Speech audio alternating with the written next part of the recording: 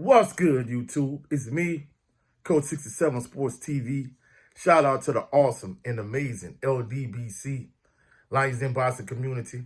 Shout out to the greatest university in the world, the Southern University, home of the mighty Jaguars.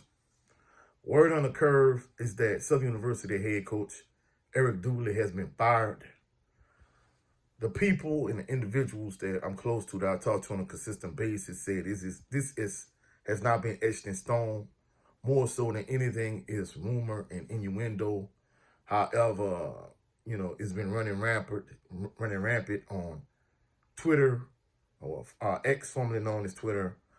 It's been all over the place in terms of YouTube and a lot of social media platforms. And after Saturday's game against Prairie View, it was time for him to go. I'm just going to be truthful. I'm not going to mince words. I'm not going to sugarcoat it. I was so frustrated after the game Saturday night. I didn't even do a post-game reaction. Like, that's how agitated I was. And just looking in the stands for the game, attendance was real low for Saturday's game. And that's the truth. And, Saturday's game was kind of like the nail in the coffin for me. The handwriting has been on the wall for a while. It's been obvious. But, the way he mishandled from a game management and decision-making standpoint, him, taking Harold Blood out and bringing Noah in to Saturday's game. And then, Noah is, playing pretty good. And then for no apparent reason, you take him out, you put Harold Blood back in. And then when you do put Noah back in, pretty much all he's doing is handing the ball off.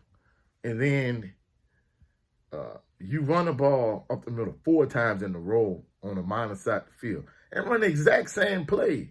And it's like, oh my goodness, this dude is trash as the head coach. His play calling, his decision making, his clock management, his game management, it's all trash. It's all garbage. And then to make matters worse, when you, towards the end of the game, well, I'm not going to say towards the end of the game, in the fourth quarter, when you do let put Noah back in the game, he's cold at this point, and his passes are like way off. When he had it going, you should have just stuck with him. So I don't know why he even decided to play Noah on Saturday. Maybe he was trying to prove a point to the fans. I don't know what his reasoning and rationale was, but on the minor side of the field, later in the game, you running the same play, running the ball up the middle 4 times in a row. That was a stupid decision to me.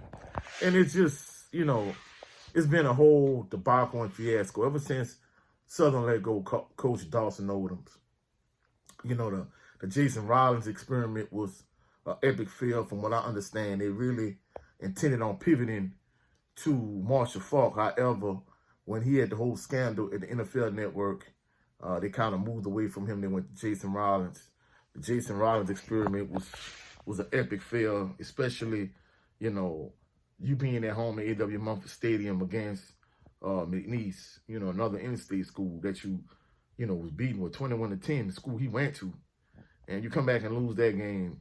I think for him, the handwriting was on the wall since that point. Then you bring in Coach Eric Dooley.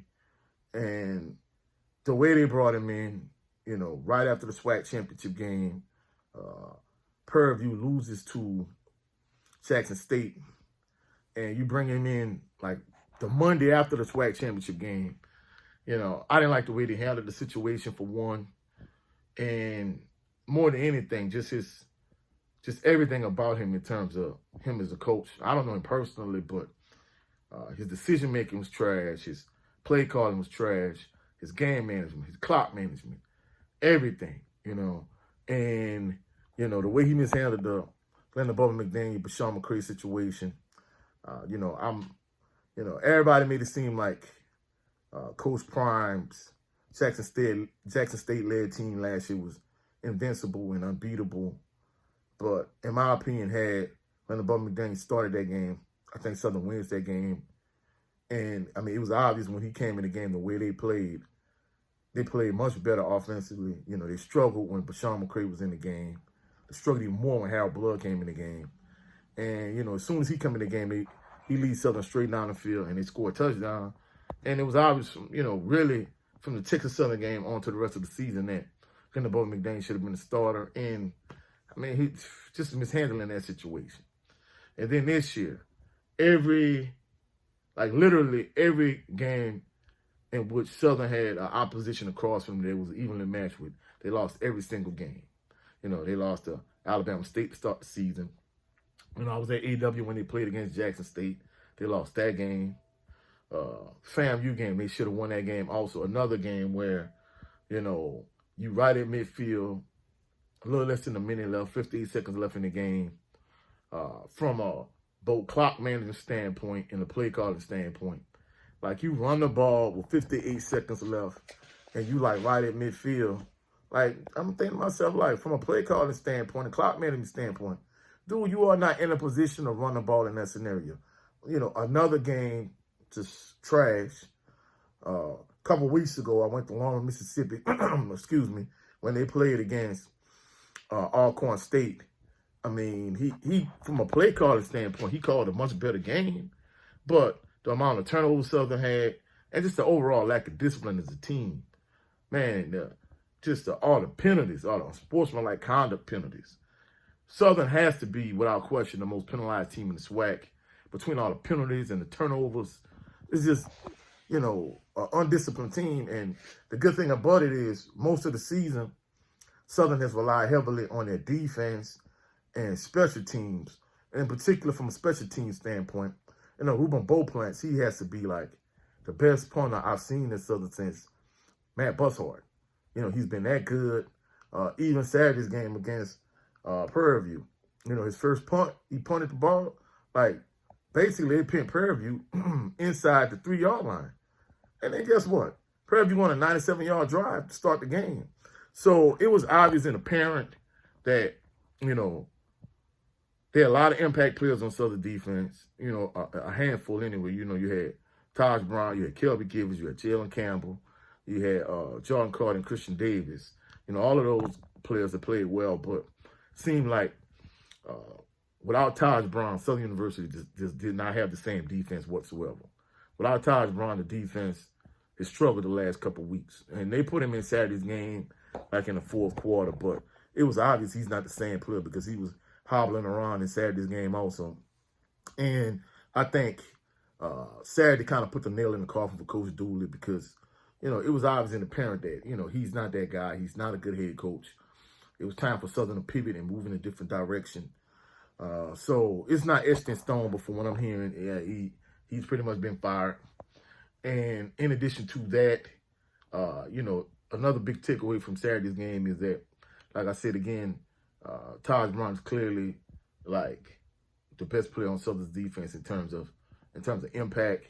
It's like without him, they're not the same defense, and I don't know why.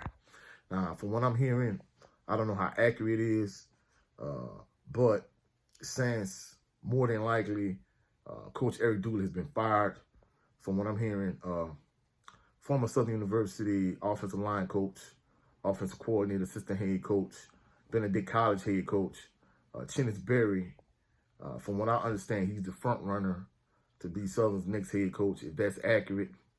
I mean, who knows? More than anything, I think from an administrative standpoint, Southern University needs to get this next hire correct because Coach Eric Dooley has been an epic failure. Jason Rollins was an epic failure. And it seems like since you moved away from Dawson Odoms, you kind of went from bad to worse.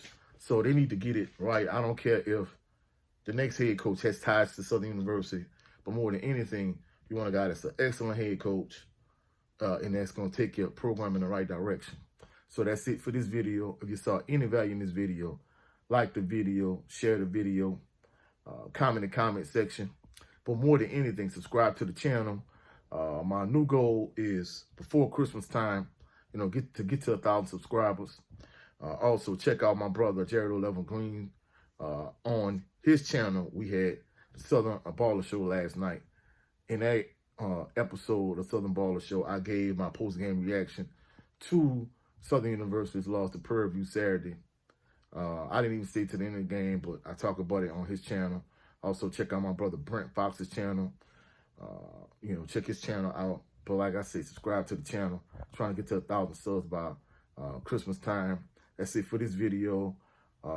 Catch y'all on the rebound. Y'all have a blessed, phenomenal evening. Peace and blessings.